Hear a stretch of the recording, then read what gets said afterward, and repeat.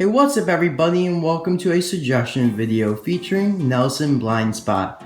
This was suggested to me by Ross Cars and Planes. Thank you very much for a suggestion, I really do appreciate it. And if you'd like to suggest something yourself, the information on how to do so will be in the description below, along with how to suggest something on your birthday.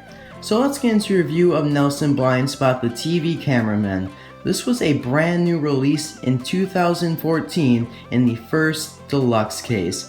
He was previewed back in 2010 and was supposed to be released, but unfortunately, along with many other diecasts, never got a release, but actually did get released in 2014, and it did make a lot of collectors happy. However, he did become a peg warmer over the course of 2014. Unfortunately, I still have many of these hanging on the Toys R Us pegs, and it's kind of unfortunate that such a nice car turned into a peg warmer. I just kind of feel that Mattel a little bit overproduced this, and maybe if they just put some newer cars in the case instead of so many Nelson Blindspots, it would have been better. However, he was a very exciting release, at least in the beginning when he was originally released in 2014.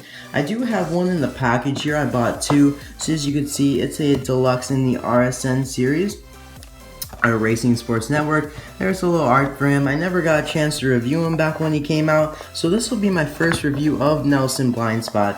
And he is, as I said, a TV cameraman, so he's not like the regular cameraman that has one attached to their vehicle and goes around filming the cars.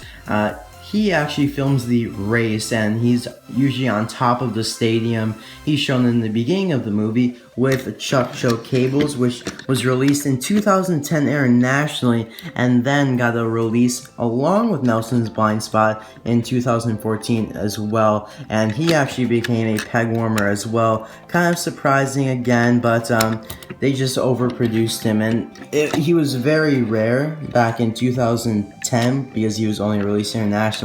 So again, he was also very exciting to be re-released, and they're re-releasing a lot of old, very rare diecasts, and some examples of that are Frank, and of course Tae, Decodura, and Bessie are also getting re-released in 2016. If you did not know about that, I posted some information about it on my Google Plus community, and Take 5 a Day also has an article on it, so that's very nice, but that's a discussion for another video. So I just want to compare their two cameras here. I do have the original 2010 version, but I don't believe it's any different, except for the fact that Nelson's has his name on it there, as you can see, and Chuck has his name on it, a little bit smaller, but it says Chuck there instead of Nelson. They do have the same kind of design where the two front wheels could drive right in there and kind of grasp the camera so it can move nice and easily. You can kind of see some buttons there, and it's just kind of plastic. Nothing too special, but it is a nice accessory. I'm glad they did change it. There is a Racing Sports Network logo there as well. And Nelson Blindspot is actually, his mold, his body, has been used many times before, and actually another version of his mold was released this year, and I'll show those in a moment, but let's just take a look at his exclusive features in a second, which we have his headset on here, and he actually has quite a large headset for obviously being an SUV and needing a larger headset. So I have Jeff Gorvet's crew chief, John Lasseter, here, just to compare the headsets. As you could see, as I said, Nelson's a little bit larger. I also have Pick Remember Mac here, who probably has the largest headset in the all the Cars releases. As you can see, his is absolutely huge. The speakers are huge. So I just wanted to compare that.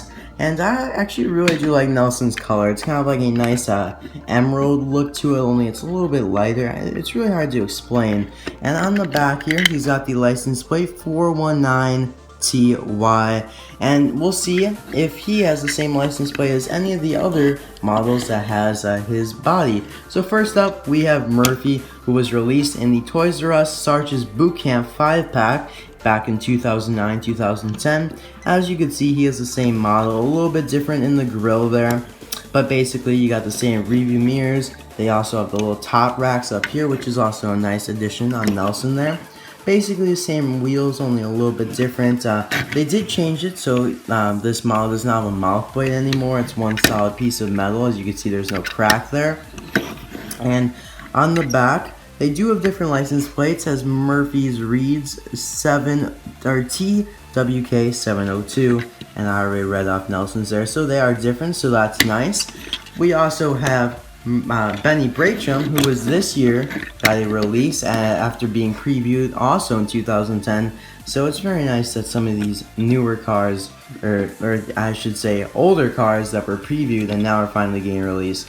Unfortunately, this one does have a mouth plate and has a different grille. It's very similar though, just a little bit different coloring and shaping of the headlights.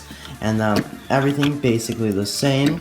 And when we get to the back here, the license plates are different. However, I believe that was the same. Oh no, it's just a little bit different than Murphy's. Murphy's is TWK702 and Benny's is TWK903.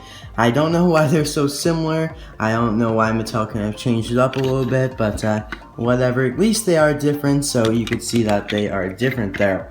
Now, those are the only models that I know of that are the same as Nelson Blindspot, but there are some other ones that are very similar. We have Richard Clayton Kentington here, who's also a similar looking RV. Got the racks on the top there, and just a little bit different. I mean, his model is a little bit hoisted off the ground a little bit higher.